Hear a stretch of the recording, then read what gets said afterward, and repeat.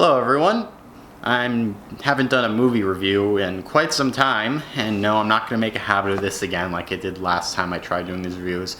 We're going to spread these out a little more, but you know, I felt like talking about this movie, so let's do it. So Disney just released a live-action adaptation of Beauty and the Beast, and I just saw it. So the original Beauty and the Beast is a classic of animated films. I actually only just saw it recently. I never grew up on it. In fact, I think young me kind of just despised it from the title and the idea. I was like, wow, Beauty and the Beast, that sounds so dumb and girly and stupid. I don't want to watch it. And I watched it recently, and I have to say, it holds up pretty well. I like the characters, I like the songs, I like a lot of things about that film. A few things here and there weren't perfect, but overall it's still a great film. And you know, it did kind of deserve that Best Picture nomination. It's like one of 2 animated films that ever got a Best Picture nomination. The other one being Up. You know, well deserved, I'd say. So this new Beauty and the Beast is directed by Bill Condon, who had directed a Twilight film in the past, which made me a little nervous, but you know, nothing to worry about. I'm sure people can move past those embarrassing Twilight films. Kristen Stewart did. I don't think Taylor Lautner or Robert Pattinson did, but this director has also, because I really enjoyed this Beauty and the Beast live-action movie.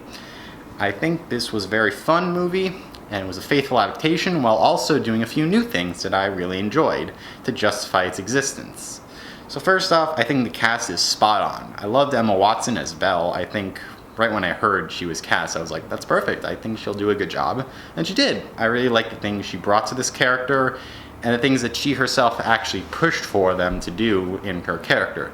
Like in the original, it was her father that was kind of the inventor, the quirky kind of guy.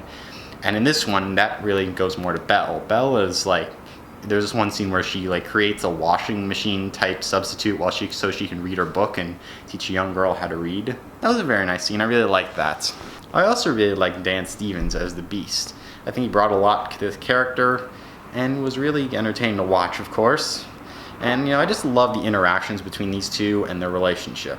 I think it's even, dare I say, better than the original because they take a lot more time in this version to develop their relationship. Whereas in the original, you kind of montage through it a little bit, and there's a bunch of direct-to-DVD sequels that take place between the wolf rescue scene and the dance scene that flesh out stuff. Apparently, I don't know, I've never seen those movies and I don't want to. But yeah, I think this one did a good job with that. In terms of the rest of the cast, they're all great. I like Ewan McGregor as Lumiere, Ian McKellen as Cogsworth, and a bunch of other people I don't remember who they are, you know. And of course, you know, I think they did and Gaston, played by Luke Evans, was also fun to watch. He was really annoying and I hated him, but he did a good job and was actually quite entertaining to watch. And same with Josh Gad's LeFou. And everyone is making a big deal that they made LeFou gay and all that. I saw the movie, and let me tell you, if Disney hadn't come out and said that LeFou is gay in this one, you would maybe not even notice until like the very last scene where they make it a little obvious. Because they played off as like a joke most of the time, like this, like it just literally amounts to this one scene where, you know, no spoilers, but he just kind of makes an offhand comment as like, yeah, I'm not done with you yet. And most people, you know, if they're not thinking that, I don't even know if you would notice it. So, you know, it's not really a big deal. And dare I say, did it even need to be in this movie? I don't know. It didn't, but it's a nice touch and a nice way to update this film for modern times.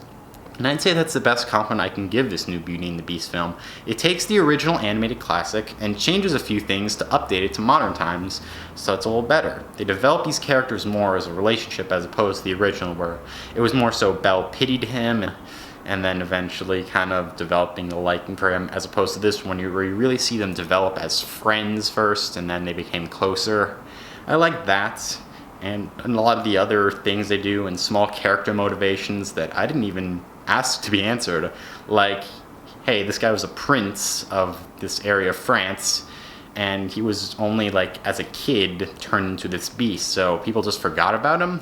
This one actually answers the question of why don't people remember him, and I think that's actually to be commended. In regards to some flaws I have, you know, the makeup is good for most scenes, but the first scene, there's this character who wears makeup on his eyes, and I didn't like that. That looked kind of annoying. And I don't know, when they become humans again, like all those portraits and posters you're seeing, yeah, I don't know, it looks kind of goofy. I mean, that's probably how they looked in the time, but I don't know. Some of the cartoony-ish things in the original movie also didn't translate the best this one. There are some scenes where the cartooniness is played really well, especially during the Be Our Guest musical number, which is great. Love that scene. Probably my favorite scene in the film. But at other times, like say the original scene, which you might have seen in a clip on YouTube or wherever, where it's like the Bonjour song, I don't know, they use a lot of quick cuts in that, and I don't know, it worked better when it was animated. But the musical numbers, by the way, are great. I love them, they sound great. Everyone's singing voice is really, really good. It was just good. The biggest praise I can say about this movie is I liked watching it. It was fun to watch. And it was sweet, also. It was heartwarming. But never did it feel really cheesy or stupid. It worked. I think this film is definitely something that you should see. You know, if you have young kids, it's perfect for them to see. Especially, you know, young girls. Like, you know, offhand, you might just see Beauty and the Beast. Someone, including myself when I was younger, is like, wow, this is really stupid. A girl gets imprisoned by a monster, and she gets Stockholm Syndrome and loves him. That's stupid. Ugh. But no, they really actually develop as partners, and, you know, they understand the mistakes it's made. Like, Beast, you know, imprisons her. That was pretty brutal, and Belle doesn't really forgive him for that, I don't think. But other things happen, and ultimately, I personally buy into the relationship, and it works to the point where, yeah, I can watch it. And there's also some really good action in there, like towards the last act especially, where, you know, stuff happens. It's pretty good. It's really entertaining also. It's definitely something I would recommend watching. Now, did this movie need to exist? Did there need to be a live-action Beauty and the Beast remake when the original is great? No, not really. But am I glad it exists, and did I enjoy watching it? Yes, I did. The way I see it, these two films are pretty good. You know, the animated film, you could say it's better for nostalgia reasons. I didn't grow up with it. There are a lot more things I enjoyed in this one more than the original, even though it does seem weird to call it better than the original. I'd say they're both pretty even in my case, so pick which one you like. As for that, yeah, I would recommend Beauty and the Beast. Not going to give ratings anymore. That was kind of a messy system on my part. Yeah, I'm just going to say, do not recommend, maybe catch on Netflix or whatever sometime, or would recommend. So Beauty and the Beast, I would recommend. Go see it. It's a good time. Yeah, I'm going to try to do more of these. You know, I decided to take out of my room and come to the living room now, since no one else is home, and it's a nice new setting, though the lighting might be bad. Oh well. Well, thank you guys for watching. I just created more work for myself in editing this. And yeah, hope to see you guys next time. Bye-bye. That's a terrible way of ending these. I really need to come up with something better.